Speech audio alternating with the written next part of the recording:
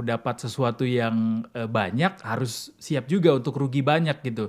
Tapi apakah sesederhana masyarakat saat ini memang karena semua gara-gara terlena dengan rayuan para influencer gitu, rayuan para tokoh yang memamerkan hasil investasinya, atau apa yang membuat masyarakat itu kerap tergelincir gitu, Mas Gema?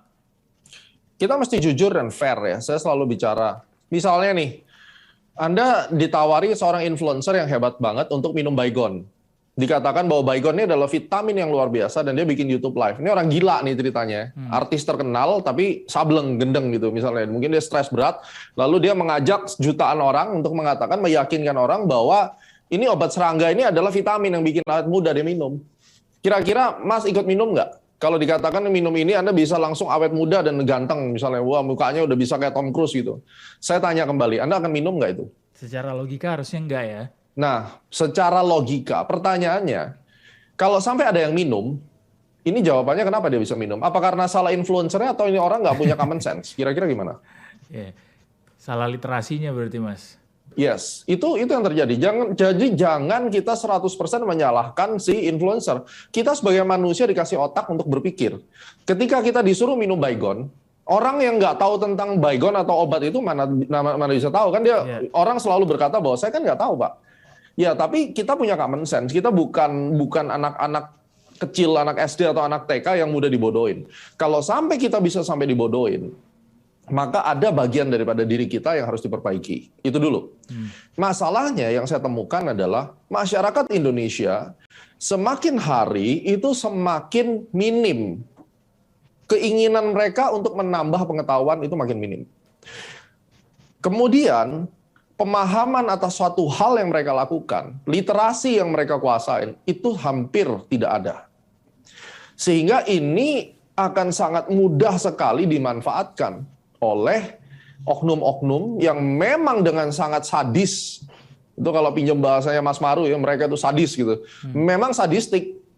Kalau kita bisa lihat sekali makan itu, kita nggak usah ngomong binary deh, yang barusan kemarin terjadi, broker Fahrenheit misalnya, yang sekarang lagi kasus besar, yang patut diduga bahwa itu juga bentuk daripada scam, itu triliunan.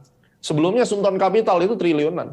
Jadi kalau dikatakan kemarin ada kasus Jiwasraya misalnya, penipuan, katanya dugaan penipuan secara legal, orangnya udah di penjara kan sekarang, itu nggak ada apa-apanya, secara triliun cuma berapa? 7 triliun. Ini kemarin yang kasus broker-broker robot itu di atas 10 triliun semua. Jadi ini kan sebenarnya kalau kita mau urut-urut, siapa yang salah gitu? Yang salah adalah sebenarnya ya diri kita sendiri yang ketipu. Jadi nomor satu, kita harus menyadari bahwa literasi kita kurang, kita tidak memahami apa-apa, tetapi kita mau masuk di dalam satu dunia yang kita tidak pahami. Ketika waktu kita mengatakan yes, itu harus kita akui ada 50% dari yes itu keinginan kita, bukan dipaksa. Baik. Ya, nah ini yang menjadi satu patokan gitu. Oke, Mas Maru, kemarin waktu saat melakukan praktik trading begitu di Binomo, apakah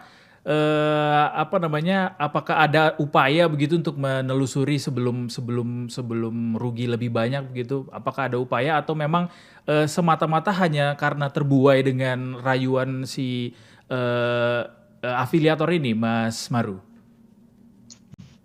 Ya, kita terbuai ya, jadi kita terjerumus di sini. Memang namanya marketing ya, mereka ini juga menggunakan sistem marketing ya. Mereka punya strategi-strategi luar biasa untuk menjerumuskan orang. Jadi memang semuanya memang nggak ada yang dipaksa sih di sini. Tapi kan memang bahasa marketing itu kan tidak ada pemaksaan ya, seperti itu kan.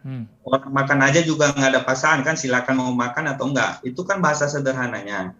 Tapi tidak sesederhana itu. Yang untuk orang masuk di sana juga pasti ada pertimbangan. Karena semua yang masuk di sini, Mas, bukan hanya orang biasa seperti saya. Kalau saya orang biasa lah ya kan. Memang di sisi lain ada kesalahan diri nggak? Ada. Saya juga merasa bahwa sebelumnya seharusnya saya harus dalami dunia ini kan, seperti itu. Tapi apa semua tertipu ya? Dari berbagai cara yang tadi itu. Jadi di dalam ini ada pengusaha, ada pengacara, ada artis, ada pegawai negeri, ada dokter, semua profesi ada di dalam ini, ada pengusaha. Jadi bukan berarti yang masuk di sini orang-orang bodoh gitu, bukan. Ya beda kalau dibilang bahwa ini orang-orang bodoh, ini nggak ngerti pemahaman tentang ini dan sebagainya. Beda orang bodoh dengan orang yang ditipu. Betul. Jadi kita harus paham dulu, orang yang tertipu dengan orang bodoh itu sangat jauh berbeda. Jadi tidak bisa disamakan dengan perumpamaan sederhana itu, seperti itu loh. Baik. Jadi kalau kami tidak merasa kami orang bodoh, tapi kami merasa adalah kami tertipu di sini. Seperti itu. Itu adalah semua korban mengalami seperti itu. Kalau kami udah tahu di sini ada penipuan, kenapa kami harus masuk di sini kan? Kalau kami tahu ini judi, berkedok trading, kenapa kami nggak bakalan mau di sini? Kan seperti itu.